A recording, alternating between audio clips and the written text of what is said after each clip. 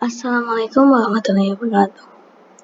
Perkenalkan, nama saya Fatan Azura dengan NIM 2406007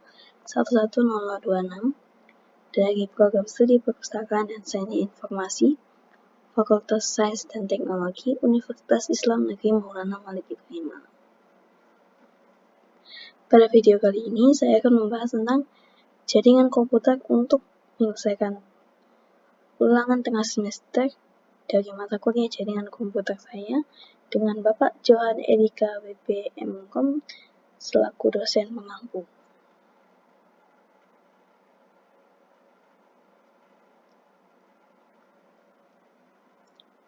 Sebelum kita mulai, jaringan komputer adalah sekumpulan komputer atau perangkat komputer dan perangkat lainnya yang saling terhubung untuk berbagi sumber daya, data, dan komunikasi. Nah, jaringan ini memungkinkan perangkat untuk berkomunikasi dan berbagi informasi dalam bentuk digital, baik melalui kabel ataupun tanpa kabel. Contohnya seperti jaringan lokal dan jaringan area luas. Jaringan komputer ini juga memungkinkan pengguna untuk berbagi file, mengirim email, mengakses internet, dan melakukan tugas lainnya secara bersama-sama.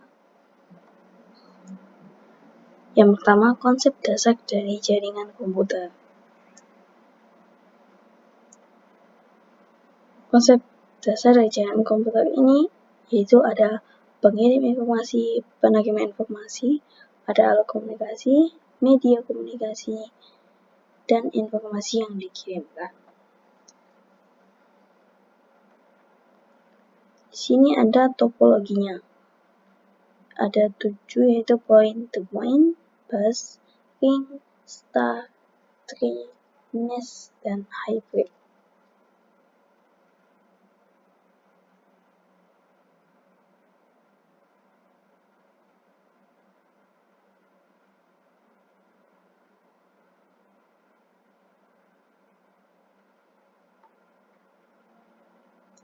Nah, point-to-point ini yaitu menghubungkan antara komputer satu dan komputer lainnya.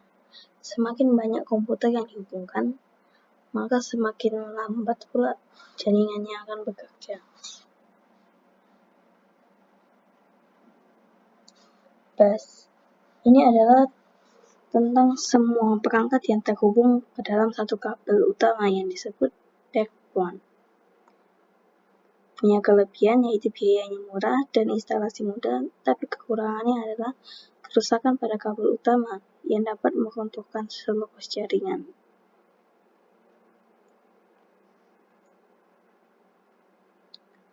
Ring ini adalah perangkat-perangkat yang dihubungkan secara merenggang membentuk sebuah cincin. Kelebihannya yaitu tidak ada tabrakan antara data dan bisa lebih cepat. Namun kekurangannya adalah kegagalan pada satu titik saja bisa mengganggu seluruh jaringan. Star ini adalah setiap perangkat yang terhubung ke perangkat pusat seperti hub atau switch. Kelebihannya adalah jika satu jalur terganggu, maka jaringan lainnya akan tetap berfungsi, mudah dikelola dan diperbaiki. Kekurangannya yaitu membutuhkan lebih banyak kabel dan biaya lebih besar. Tree ini adalah gabungan antara topologi bus dan star. Kelebihannya yaitu memungkinkan perluasan jaringan yang lebih baik, tapi kekurangannya instalasi jadi lebih rumit. Kelebihan dan kekurangannya mengikuti topologi bus dan star.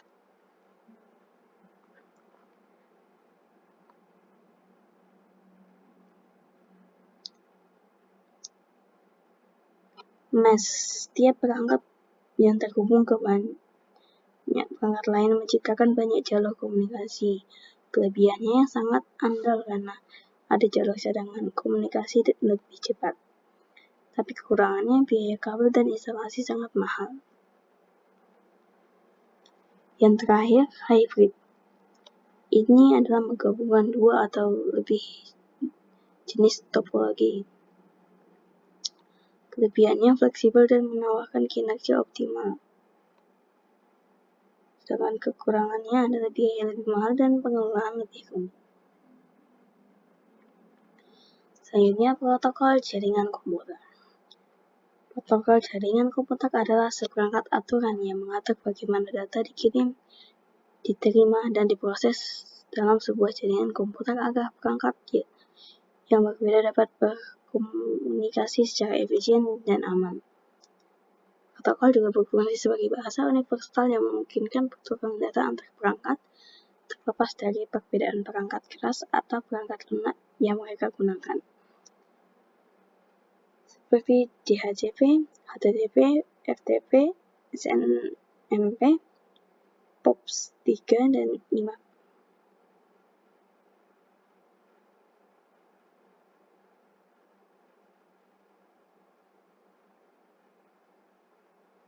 Fungsi utama dari protokol jaringan adalah menstandarisasi komunikasi, yang artinya protokol ini memastikan bahwa semua perangkat menggunakan bahasa yang sama untuk berkomunikasi satu sama lain, seperti aturan yang memungkinkan dua orang dari negara berbeda untuk berkomunikasi menggunakan 3 bahasa.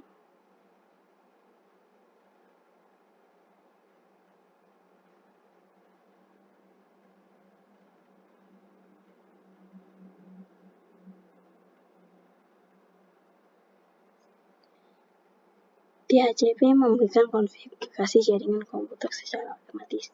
HTTP adalah protokol di mana komunikasi pada website. FTP adalah protokol untuk pengiriman file antara klien dan server. SNMP adalah protokol untuk mengakses email di server oleh program mail client.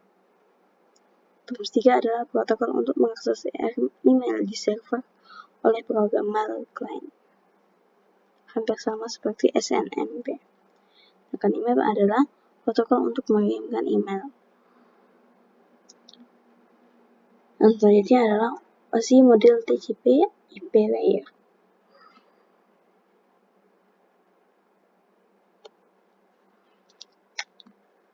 Model OSI adalah kerja konspektor yang membagi fungsi komunikasi jaringan menjadi 7 lapisan, yang memastikan interoperabilitas antar sistem yang berbeda. Setiap lapisan memiliki fungsi spesifik dan berinteraksi dengan lapisan di atas serta bawahnya untuk membentuk proses komunikasi dan data yang terstruktur.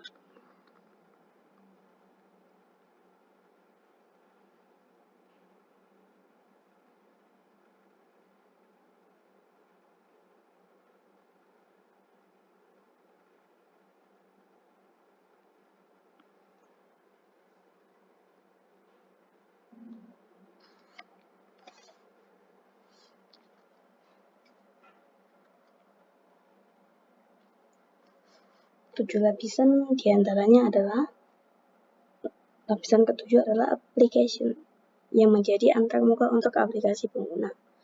Lapisan keenam adalah presentation yang berfungsi untuk menerjemahkan, mengenkripsi, dan mengopresi data. Layer 5 session untuk membuka, memelihara, dan menutup sesi komunikasi.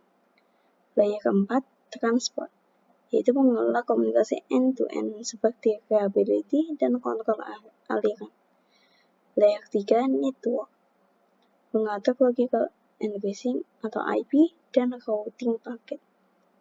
Layer 2 data link yaitu mengatur transfer data antara node yang terhubung langsung, termasuk physical addressing yaitu MAC. Di layer pertama itu physical yang mendefinisikan spesifikasi fisik seperti kabel, sinyal listrik, dan interface perangkat keras. Model dari OSI ini adalah standar de facto yang digunakan dalam internet dan jaringan modern.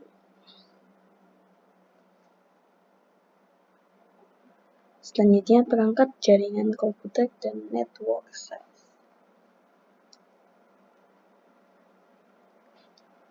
Perangkat jaringan komputer ini adalah komponen fisik yang menghubungkan berbagai komputer dan perangkat lainnya, sehingga memungkinkan komunikasi dan berbagi data dalam sebuah jaringan. Perangkat ini juga berfungsi sebagai perantara untuk mengelola lalu lintas data, meningkatkan konektivitas, serta memastikan keamanan dan kinerja jaringan.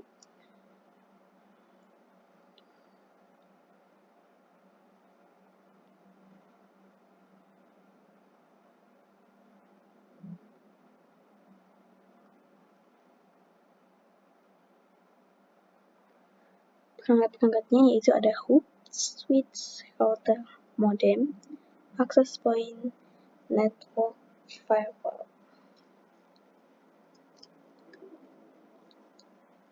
Nah, jaringan komputer berdasarkan ukuran, diantaranya ada personal area network atau PAN, yaitu jaringan terkecil yang mencakup area pribadi, biasanya dalam radius beberapa meter, seperti menghubungkan laptop, ponsel, dan headset menggunakan Bluetooth atau USB. Yang kedua, local area network atau LAN, yaitu jaringan yang mencakup area terbatas seperti rumah, kantor, atau suatu gedung. Yang keempat, metropolitan area network atau MAN, itu jaringan yang mencakup area geografis yang sangat luas seperti antar kota, negara, atau bahkan benua. Contohnya adalah internet.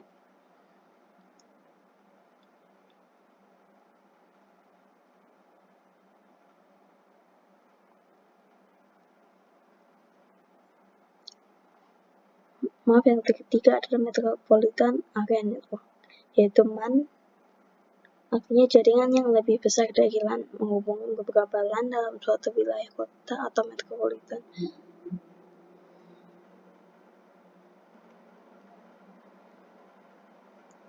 Selanjutnya OSI layer 1.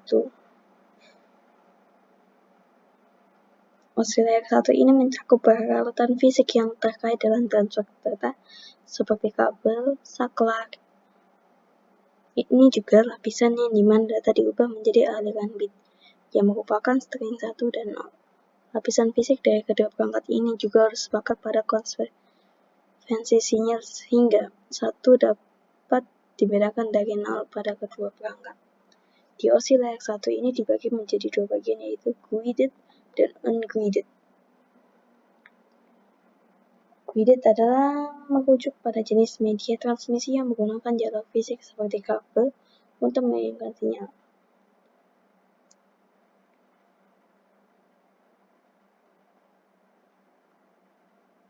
Yang pertama yaitu contohnya koaksial. Yang kedua ada kabel twisted. Yang ketiga ada fiber optic. Unguided adalah media transmisi tanpa kabel yang mengirimkan data melalui gelombang elektromagnetik seperti gelombang radio, mikro, atau inframerah tanpa menggunakan kabel fisik.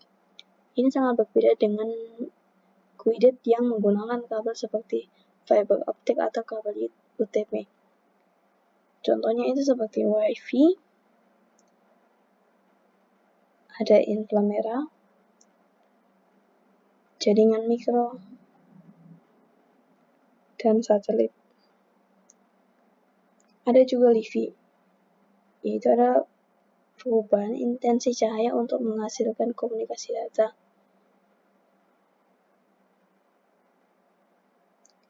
Yang dimana memungkinkan pengkodian 0 dan 1 menjadi perubahan halus intensitas cahaya LED ini dilakukan dengan kecepatan yang sangat tinggi, lebih dari 100 juta kali per detik sehingga diterima oleh algoritma untuk mengubah sinyal menjadi aliran data binar yang sama. Kecepatan dari transmisinya itu adalah 3, GB per detik pada jarak 2 meter dan streaming video real time pada 1,1 GB per detik pada jarak 10 meter. Selanjutnya kita masuk ke praktek transminasi kabel. Pertama yaitu siapkan kabel twistednya yang kemudian potong sehingga menghasilkan 4 macam warna yang masing-masing ada 2 lagi menggunakan alat bantu. Setelah dipotong,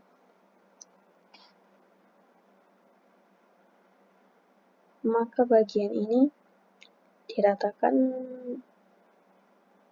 yang kemudian dimasukkan ke dalam sini. Jika sudah benar-benar sesuai urutannya, maka bisa di-grading menggunakan alatnya. Untuk trayek bisa dicek menggunakan land tester. Jika ada yang belum menyala salah satu dari nomor ini, maka ada yang salah dengan urutannya sehingga harus mengulang dari pemotongan kabelnya.